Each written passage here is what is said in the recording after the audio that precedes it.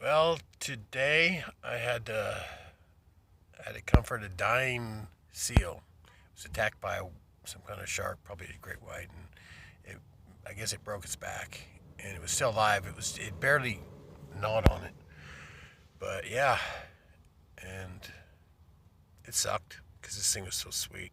One guy he tried to bite the one guy that was like helping it, and he's like, it must like you because it tried biting me, and I'm sitting there for an hour. I just sat there and petted it and massaged its neck, and then some guy showed up finally. Some people finally got a hold of somebody. They showed up and just said, "Well, he's dying." So the guy showed up and he was just cold. He's like, "Well, probably doesn't help it. The animal, you shouldn't be touching it.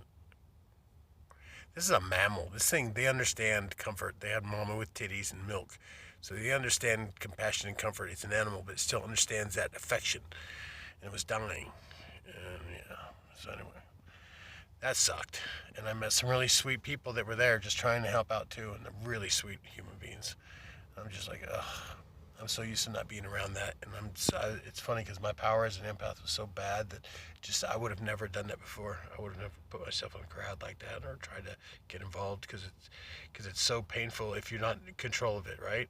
It's kind of like being a Jedi and you're in the middle of a fucking, saber fight with a Sith Lord, and you're like throwing shit at each other, and all of a sudden you try to throw a trash can at it, and it fucking smacks you on the side of the head, and the Sith Lord's like, "What the fuck you doing, dude?" He's like, "Yeah, I know. I suck at this. I'm a Jedi, but I'm still learning, right?" If you're an empath and you're still learning, it's going to be painful. And yeah, when you get involved and you try to heal and help people, it can be even more painful. But it's important because it's the blessing. I mean, if I'm going to be a heal as a shaman, I better learn to talk with people, right?